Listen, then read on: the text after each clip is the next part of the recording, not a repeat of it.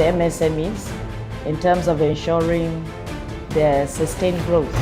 Jobs have been saved, people have been employed, industries have been expanded, and there are more exports. The cost of doing business is lowered because of the processes are also under one shop. There's no business is domiciled at the federal level.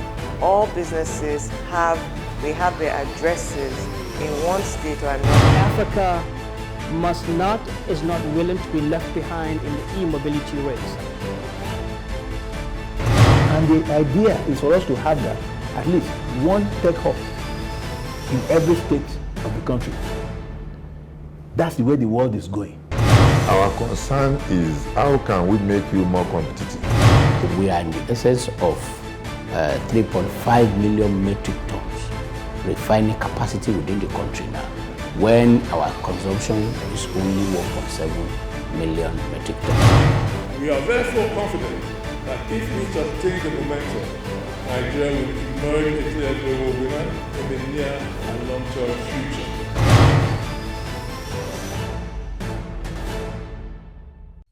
For many developing nations of the world, the quest to transform their economy into an industrial base has meant laying their hands on the plow and never looking back.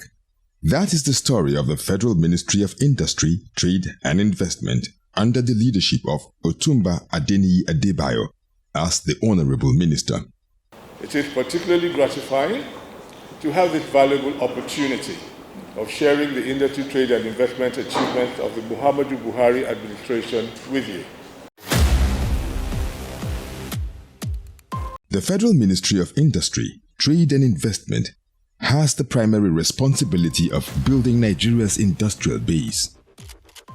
This is being achieved through deliberate efforts by departments and agencies under the ministry, like the Bank of Industry, dedicated to funding industrial enterprises at single-digit interest rates. The Nigerian Export Processing Zone Authority is developing infrastructure for free trade zones and also grants licenses to public and private sector developers.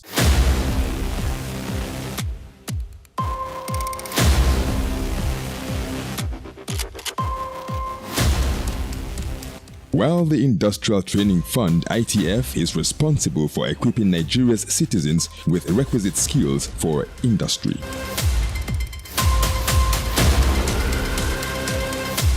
The National Automotive Design and Development Council and the National Sugar Council, alongside other key agencies and sectors, are driving the backward integration of priority products.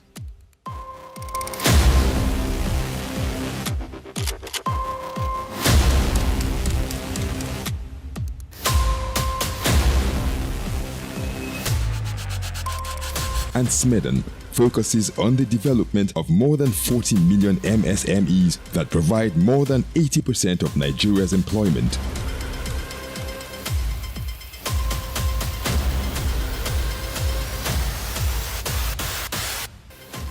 The ministry also takes seriously the role of engendering confidence in the economic activities, which is being demonstrated through the Standards Organization of Nigeria, by ensuring standards and certifies both local and imported products through SUNCAP and MANCAP. The FCCPC stands as a watchdog for consumer rights and ensuring competitive markets, while the Commercial Law Department at the Ministry ensures proper rights protection for lawful owners of trademarks and patents. The Federal Ministry of Industry, Trade and Investment plays the leading role in creating an enabling environment for businesses to succeed by carrying out reforms in the Corporate Affairs Commission, the Nigerian Investment Promotion Commission, just as the Nigerian Export Promotion Council oversees the Export Expansion Grant Scheme to promote export growth, just as departments within the ministry formulate policies for investment promotion. The Nigerian Office for Trade Negotiation leads Nigeria's trade negotiations and also keeps the nation's trade policy framework up to date. To properly appreciate our achievement, it is useful to get a picture of the situation when its administration came into office in 2015. On the positive side, we inherited the recently developed Nigerian Industrial Revolution Plan, NIRP, which is a blueprint for the nation's industrial development. The ministry had also been renamed the Federal Ministry of Industry, Trade and Investment to properly reflect its scope of responsibilities. However, there were, of course, a lot of challenges. To highlight a few, the Export Expansion Grant had been suspended due to concerns over widespread abuse. Most corporate stakeholders were of the view that the Companies and Allied Matters Act, which at the time was about 25 years old, had become outdated and did not address contemporary corporate issues and realities. The Pioneer Status Program had been suspended again due to allegations of abuse. There were several unfavorable bilateral and multilateral trade agreements in place, and overall, the Nigerian business environment was poorly perceived by existing and potential investors. Shortly after, all of these were, of course, further compounded by the global economic downturn, the advent of the COVID-19 pandemic, and the fact that the African Continental Free Trade Area Agreement was on the horizon and Nigeria prepared to effectively participate. We developed a strategic blueprint with an overall aspiration of accelerating the diversification of the Nigerian economy for growth, job creation, and poverty alleviation. The blueprint comprised the 4 strategic pillars of industrialization, micro, small, and medium enterprises growth, investment acceleration, and trade promotion. It also has 3 key enablers, which are process digitization, implementation of anti-smuggling measures, and deployment of a delivery framework. We put in place a robust governance structure as part of an overall execution framework. At the apex, of course, is the Federal Executive Council, through which we ultimately report to Mr. President. I serve as the sponsor, while my colleague, the Honorable Minister of State, is the chairman, with the Permanent Secretary as the Vice Chair. The day-to-day activities of coordination, facilitation, monitoring, and evaluation are assigned to a delivery unit, which is organized around a number of work streams and draws participation from the ministry's departments and agencies. Now on to specific achievements. In response to the challenges on ground, the leadership of the ministry developed a strategic blueprint which had industrialization, MSME's growth, investment and trade promotion, with an overall aspiration of accelerating the diversification of the Nigerian economy for growth, job creation and poverty alleviation. You have the Industrial Revolution Plan. Within it, you have the Sugar Backward Integration Program, you have the Cotton, Textiles and Garments, the Tomato Policy, Cement Policy, and so on. Now, in all of these policies or subsectors that I mentioned, skills are key.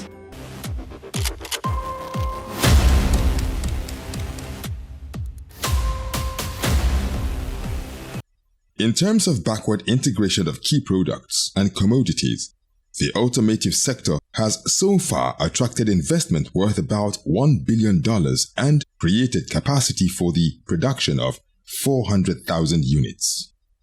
While the expansion in production and use of electric cars gain traction, the recent approval of the 2023-2033 Automotive Development Plan is expected to see the country migrate seamlessly from combustible engines to electric solar-powered engines, increasing numbers of locally produced automobiles with 40% local content, attaining 30% locally produced electric vehicles, generating 1 million jobs, enforcing patronage of locally produced vehicles by government and companies working on government contracts, as well as boosting research and development in addition to technology transfer.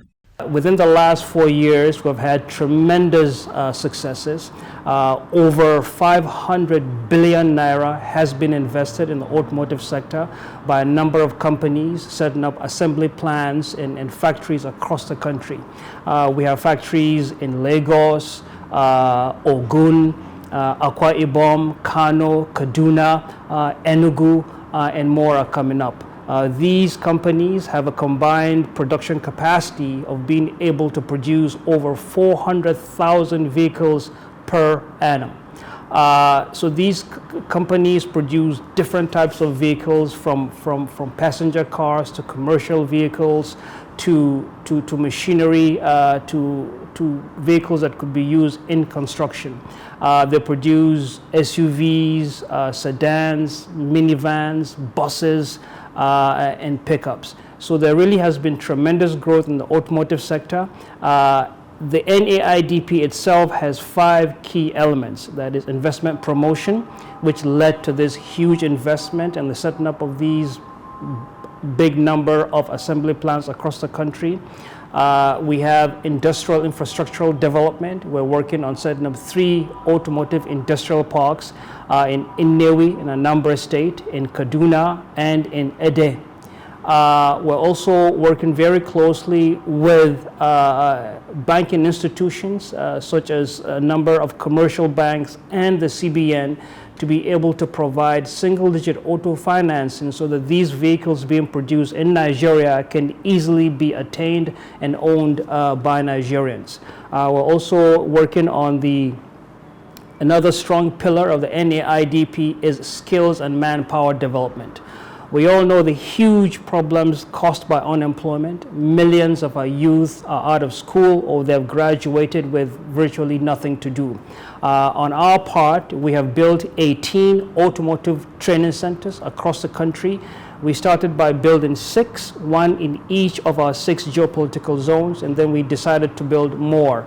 These will be centers, centralized locations with all the necessary high standards equipment for training, where young Nigerians from all these different parts of the country can attain training and come out as professional technicians who can understand the modern types of technologies that go into these new vehicles, make a living for themselves, add value to their families and to their community. We got approval from the Federal Executive Council to procure equipment from Germany, which has started to come, and we're starting to equip these centers. As soon as we've equipped them all, they'll go online and begin transforming Nigerian youth. Another pillar is standards, ensuring that both the vehicles and the components that go into producing vehicles, or even in the aftermarket in Nigeria, are regulated. Similar to what NAFDAC does with food and drugs, we're about to do that, God willing, with vehicles and spare parts. We've built 3 automotive testing facilities in Lagos, in Enugu, and in Zaria. We hope to have them online very soon, and once they start operating, the equipment are being installed as we speak.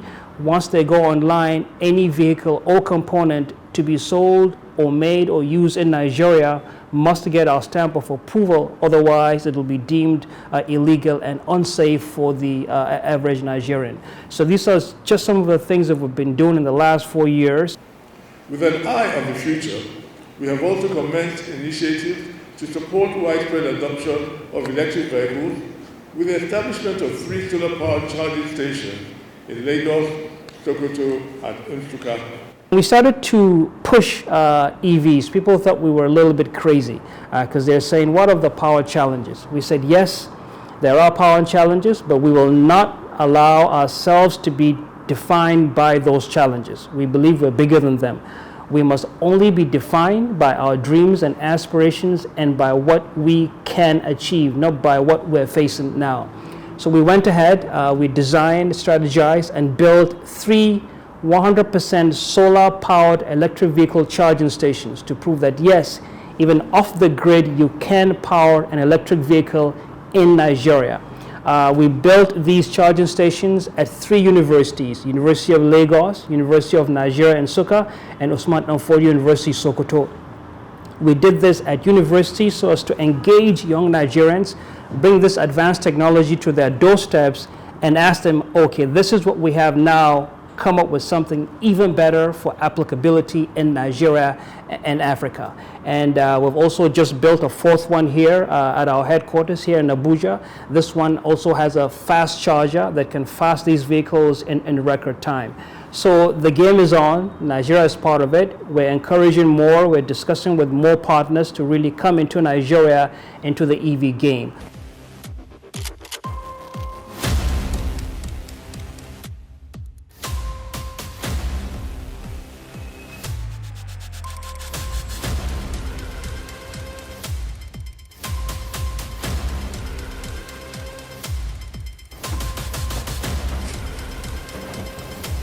stepping on the brake.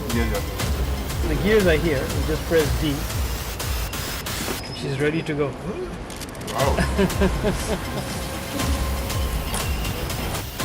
In any industry, you have what is called the supply side and the demand side. The supply side will comprise of all these companies who have already invested billions. The ability to produce the right types of vehicles needed by the market. And then on the demand side, have all those who could use these vehicles be in a position to buy them, to use them, and to maintain them. This reviewed policy would enable both to happen. It has in it items and strategies to promote local production by making it more financially viable to produce in the country, that is guarding them against unfair competition by those who haven't invested much in the country. And then on the demand side, make it easier for Nigerians to attain, to buy, to maintain and pay for these vehicles over time. So when you put these two things together, everybody wins. Those who produce the vehicles will win, and the average Nigerian will win by being able to have vehicles that they can afford and use in an easy manner. With the first ever Nigeria investment policy now in place and ready for implementation, the investment ecosystem is expected to witness better facilitation and sustainable development, with the sugar industry, among others, taking their pride of place.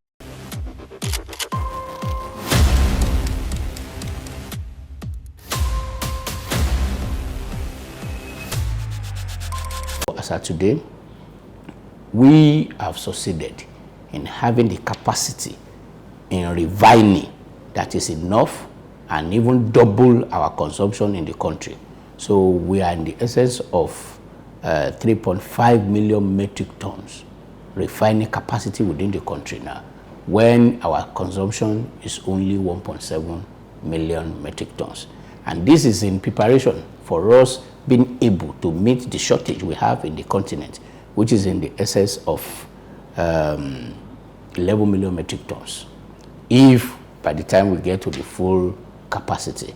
So we've attracted more than $3 billion into the industry in the last 10 years, because we have refinery. You have Dangote refinery here in Lagos, you have Boa, you have flour mill, and then the total investment of all these operators is in the essence of 3 billion, and the jobs that they've created. And today, nobody imports refined sugar into the country. That has ended because of the intervention of the federal government. The second phase is focused on the next 10 years, where the agricultural end of production will see raw materials matching refining capabilities. Mr. President approved one intervention in irrigation, like $73 million, just to do 10,000 hectares irrigation for this major operator in order to support them, which is just 5% of what we need, just to put it in perspective. So the investment is coming in as a way of big factory that they've set up, the land they've acquired, the job they've created. So it's a lot of things happening, which is as a result of the master plan we have.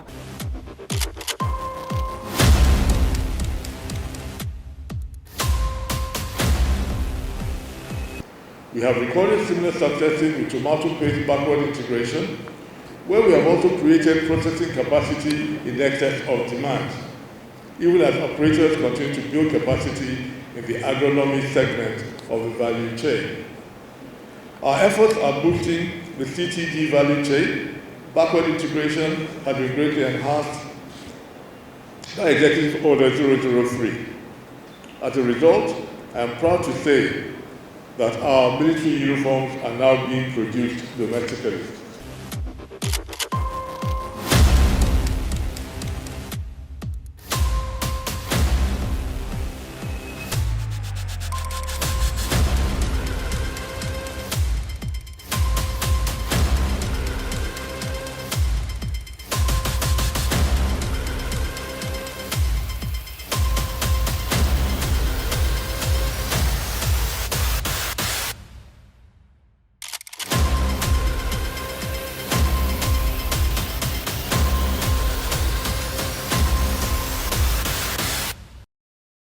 The free zone scheme has been known to cure the defects in most economies or locations where the environment is harsh, to create a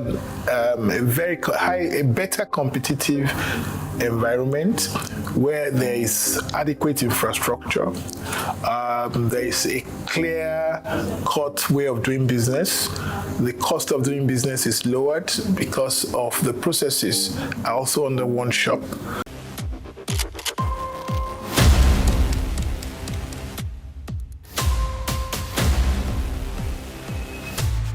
It was Winston Churchill who said, "Never let a good crisis go to waste."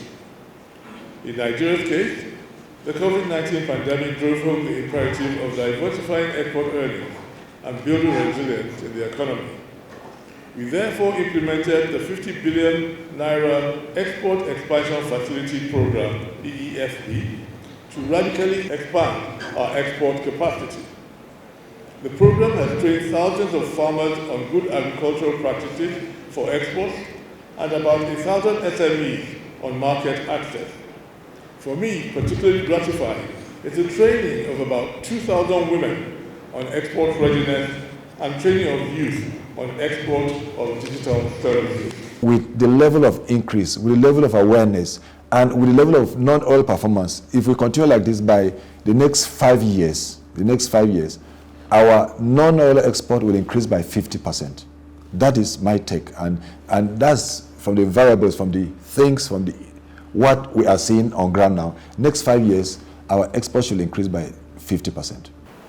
The effect of this intervention clearly shows up in concrete terms, such that we have delivered a compounded annual growth rate of over 12% in the value of exports. I am pleased to announce that we have started seeing the impact of the 15 billion Naira Export Expansion Fund program. In Q4 of 2022 alone, Nigeria witnessed exports of $1.4 billion, culminating in a record increase in the value of non-oil exports by 40%. Figures from the National Bureau of Statistics show that in the fourth quarter of 2022, Nigeria's total trade stood at 11.72 trillion naira, from which total exports stood at 6.35 trillion naira, while total imports were 5.36 trillion naira. Total exports increased in the fourth quarter by 7.17%. As of January to June this year, we had over 146 workshops, seminars, and various sensitization programs where about 17,320 SMEs were exposed to what they need to do to assess these markets. And during those programs, we talk of, or we teach them on what it takes to package their goods, good agricultural practices, import regulations of different countries.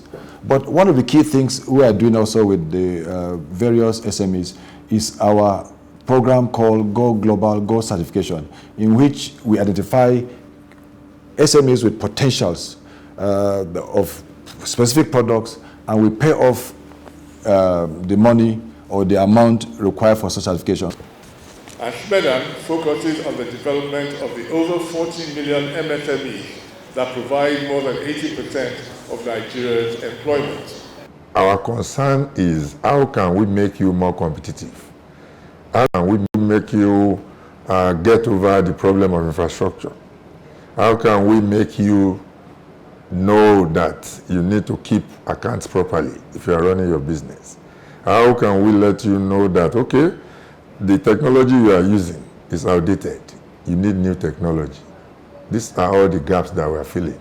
A lot of people have ideas. A lot of young Nigerians are innovative, but the ingredients that they need for them to successfully run their businesses, if they are not there, they are not able to sustain their ideas. They are not able to put them on the table and practicalize them. And what are we doing regarding this? One is to let people know that it's not just about ideas, it's not just about money. You need to acquire proper knowledge, and it has to be made sustainable. And that's where the agency comes in. One, to let you practicalize your idea, to make it a reality. And then once you have made it a reality, we now let you understand and have the rudiments of what you need to run that idea as a business. We have to think out of the box. So we carve out programs that have part capacity building and part funding. And this is what led us to start a matching fund program for those in agribusiness. The one local government, one product, which we run across the local governments. That particular program is to look at people at the bottom of the pyramid that are in the same value chain. SMEs, we bring them together as cooperative, look at what they are using in terms of technology. So if their technology is not good enough, we bring in new technology at our own cost, but we ask them to pay back 70%, and then we write off 30% without interest. We also have grants. May look small, we give grants to people also at the bottom of the pyramid because we feel those ones are the ones that really need hand-holding. If you are a small business or a medium business, the banks come to you. But the nano businesses and the micro businesses, nobody is looking at them. Nobody wants to touch them because these are risky businesses, one-man businesses that people start based on their little savings. So some of these people, their capital base is no more than 20,000, 30,000. So we inject 50,000 into their business as grant. It's not loan. So if you use the 50,000 well, then you can qualify for a loan of 200,000, 300,000, which we will assist you to source. People say that most Nigerians, are not trustworthy. That's not true. Some of them have not had the access to funding for what they want to do. So they had to resort to getting money from money lenders. Some people are paying interest rates of 6%, 10% flat per month. So what kind of business are you going to do that you can pay back 10% flat per month? But with Jeep, the interest was close to zero. And the idea is that if you pay the money back, then you can borrow more money. And people that pay back also, it's a way of including them, in the financial market, you can call it, because now you can have a reference. You can go out, you can say, I have borrowed money before, I have paid back. So that makes you eligible, because if nobody was going to trust you to start, so how do you start? So that's the basis of Jeep. Opening up of trade houses in Cairo, Egypt, Lomé, that's Togo, and of course Kenya. This is very key for Nigeria because we feel the opening of those trade houses open up doors for market access of Nigerian products to those various countries. And mind you, we are not targeted those African countries, but we are using those African countries as a launching pad, as a hub to access other regional markets. And so that's a great achievement for some of us. And of course, another achievement we've had again is the issue of the spike in our export performance.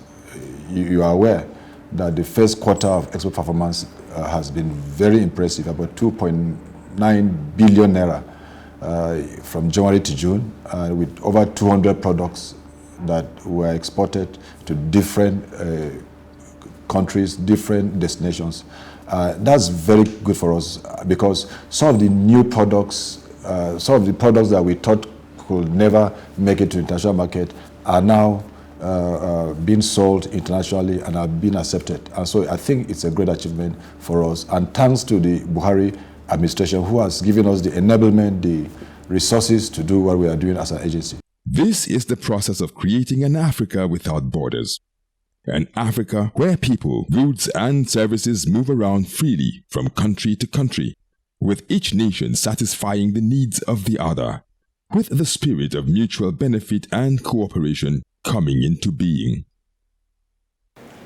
The NAC has engaged and continues to engage a full range of stakeholders to ensure Nigeria is a net gainer in the emerging continental trade landscape.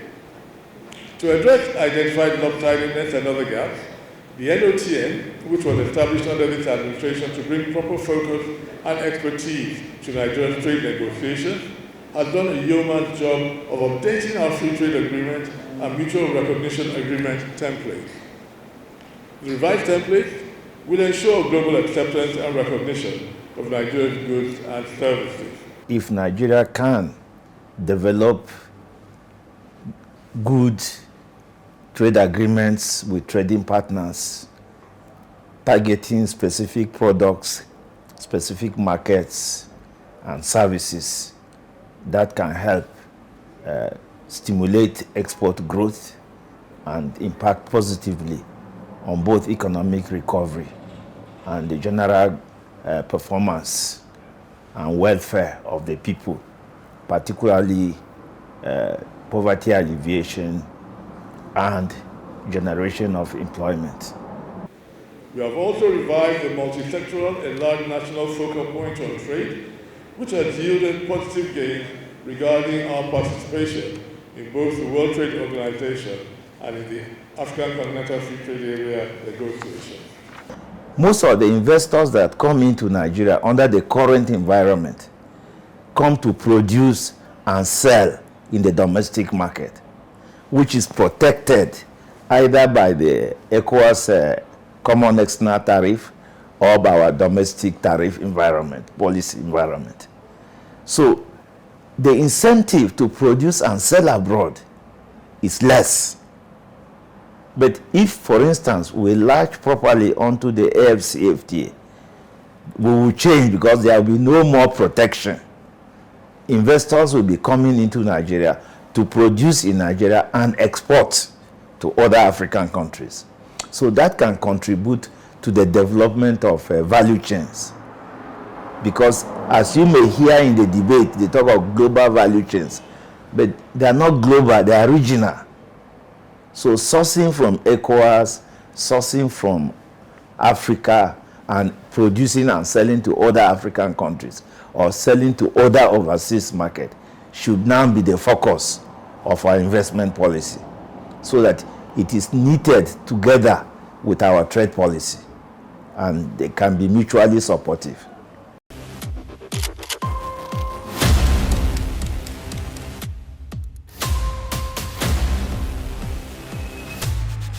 The establishment of an emergency operations center to facilitate the flow of industrial and trade activities as well as securing jobs was the magic wand that led to keeping the effects of the COVID-19 pandemic at bay. Our intervention resulted in saving over 20,000 jobs and ensured that items such as ventilators, personal protective equipment, and other key products were delivered. I remember one of these was a 100 million naira facility dedicated to the pharmaceutical sector.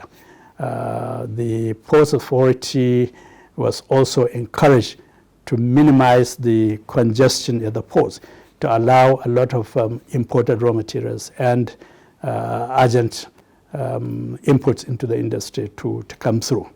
And I believe that during this period, our ministry, if you like, the Ministry of Industries, was really on top of things. And I must commend the Honorable Minister because he stayed in touch. I remember many times we called him even late at night, past midnight, to say, Honorable Minister, we need your intervention. And he would do so immediately.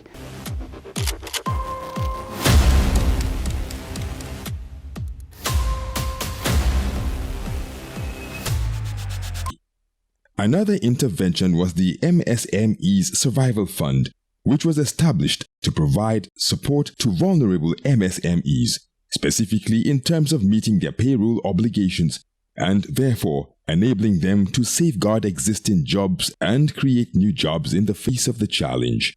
This initiative provided support for saving about 500,000 jobs, grants to over 80,000 businesses, support for almost 400,000 artisans and transporters, and free registration of businesses for 250,000 companies with the Corporate Affairs Commission. And BOI was the implementing bank for disbursing that money, and they covered a lot of areas, It was under the Ministry, of Industry, Trade and Investment, Out of that 75 billion, of course, we had the payroll support, the transport sector, the artisans, CAC. You know, I think from our records, about 1.2 million people, you know, MSMEs were affected. These were people that government helped. Not only that, there was also the support for Nigerian Export Promotion Council, about 50 billion.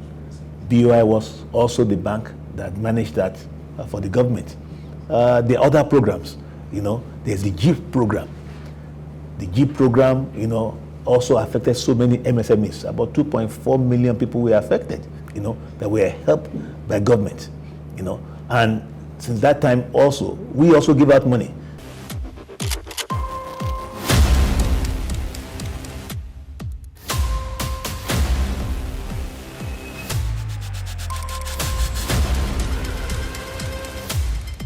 A major milestone achievement with immense potential to transform the Nigerian digital and creative MSME space is the setup of the $500 million Investment in Digital and Creative Enterprises (IDICE) fund. The fund has the commitment of key development partners, namely the African Development Bank, the Islamic Development Bank, and the Agence Française de Développement, and our own Bank of Industry. There are training opportunities. And the idea is for us to have that, at least one tech hub in every state of the country. That's the way the world is going. We have a lot of young people. They are smart.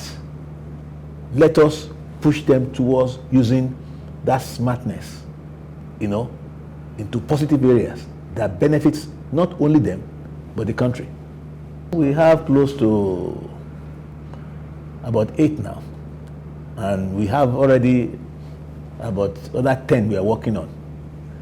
Now we have universities who are, you know, coming to us and say, look, why don't you establish the tech hub, you know, in our university to help the students? We've done a couple. We've done the University of Lagos. We're doing something in the University of Lagos. We're doing something in the University of Ife. You know, we are looking at Bayero University, Nsukka, and a few other universities. You know, we've done in Bayelsa. You know. So it's something that we want to do, at least in every state of the country. The Bank of Industry has, through various intervention programs, provided financing for about 4.3 million MSMEs in the form of grants and single-digit interest loans. Countries were shut down. Some Nigerians were, you know, importing from China, but some of the months China was shut down. So these are some of the few things that government did, you know, that impacted millions of Nigerians.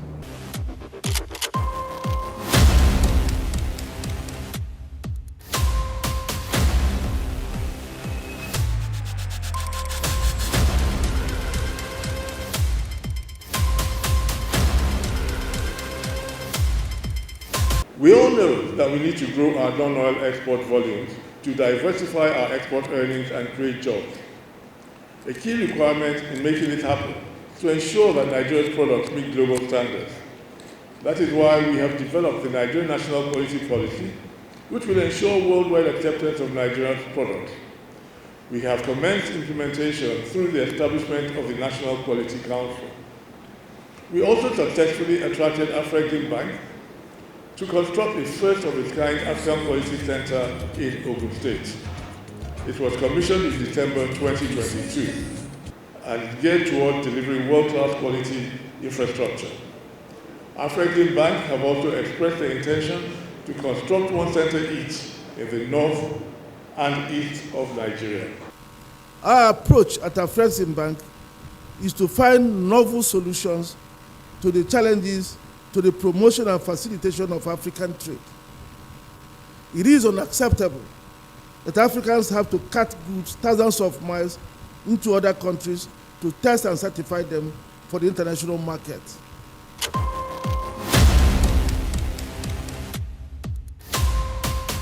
At the beginning of our tenure, we were faced with significant investor skepticism. This was reflected in our low ranking in the World Bank Ease of Doing Business Index. I am glad to report that since then, we moved up 40 places in the index and were ranked amongst the top 10 most improved economies. This is due to conscious efforts on our part. For instance, through the activities of the Presidential Enabling Business Environment Council, PEBEC, which is chaired by His Excellency the Vice President, with myself as the Vice Chairman, and Dr. Jumoke Oduwole as the Secretary. When we started with 3 reforms: entry and exit of people, entry and exit of goods, and transparency. But we soon adopted an empirical system from the World Bank Ease of Doing Business Index, and that looked at about 10 reform indicator areas. So from 2017 January, we started working on that. Good results in terms of private sector verification of the work we've done. For that first year, we saw an unprecedented movement of 24 places upwards, followed by another iteration within the next 2 years. So in a total, an aggregate of 39 places in 3 years. And I should mention that twice out of those 3 years, Nigeria was recognized as a top 10 global reformer in ease of doing business across the world.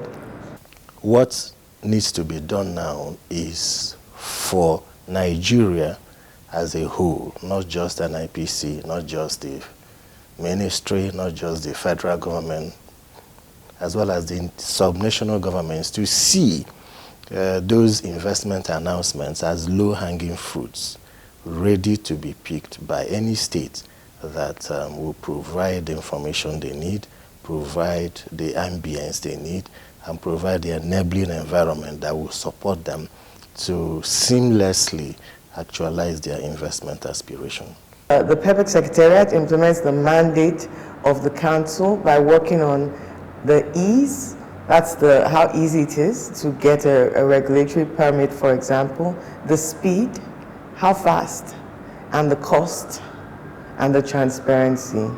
So looking at essentially how easy is it in terms of speed and the time and the cost, how available is information to you. One of the most important achievements of this administration was the signing of the Executive Order 001. That was the very first executive order of this administration dealing with transparency and efficiency of public service delivery. So when you look at that executive order, it makes it mandatory for ministries, departments, and agencies to have functioning websites. The way they also relate to MSMEs was pretty important to get the structure right, the accountability for the amount of information required, and to make sure that it's up to date on their websites. Also, default approval. We had reforms in there for the ports, both the airports and the seaports. And at that beginning, starting a business, some of the reforms around Corporate Affairs Commission, which is another agency directly under MITI. So it's a holistic intervention. I would also like to mention that it is not all rosy about doing business in Nigeria. There are challenges. And you can even classify some of them as serious challenges. But these challenges should be looked at from the standpoint of opportunities. When we say that there is a challenge in this area, it means attention should be focused on that area. And that attention being focused on that area creates opportunities that other investors can also take advantage of and then realize or make substantial returns on their investment, thereby solving the problems created by those challenges. Another landmark was the repeal and reenactment of the Companies and Allied Matters Act, which now provides a robust framework for reforming identified drawbacks. The Corporate Affairs Commission, CAC, has also drastically reduced the time and cost of registering businesses. The most important business climate legislation in Nigeria, the Companies and Allied Matters Act 2020, was repealed and reenacted after 30 years.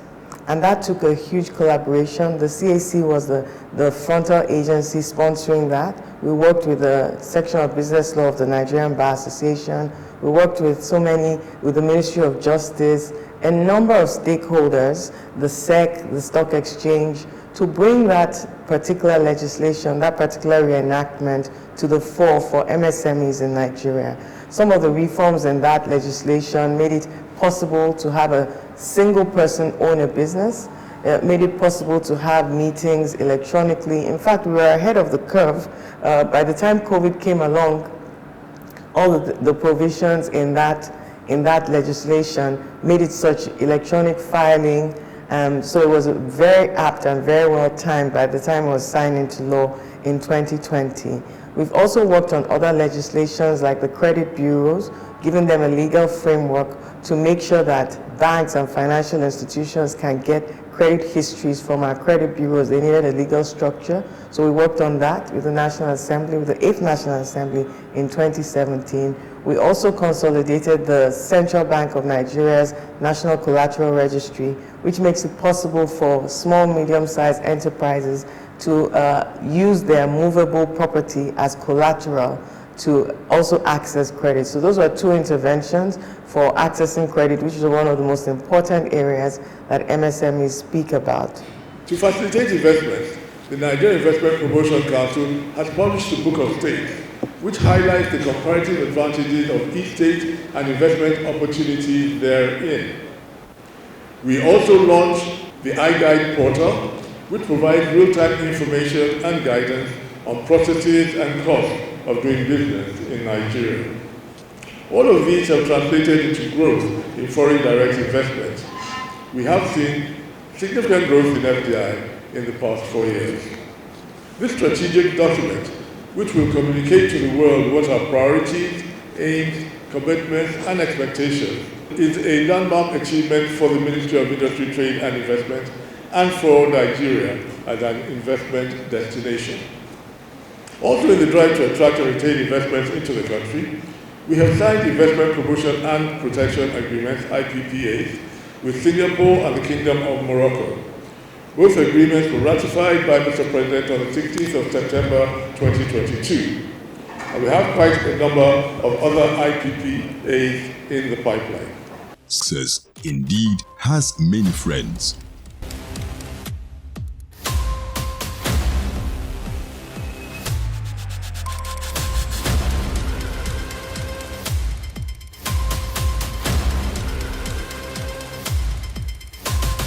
Otumba Adini has been probably one of the most accessible to stakeholders in the industry. I'm sure not just manufacturers, but also other stakeholders find it much easier. Sometimes you can call the Honorable Minister on the phone in the night and he will say, come and see me in the morning. So he certainly is very accessible. Secondly, if he understands what it is you're required to do, that he is required to do, or the minister is required to do, he goes straight on to demand his people to prepare whatever needs to be prepared so that we can pursue it. Thirdly, he's always willing to sit with stakeholders and work out solutions to problems. And so certainly he's probably one of the most supportive of industries that we have had for many, many, many years. But let's put it on record that it was under him.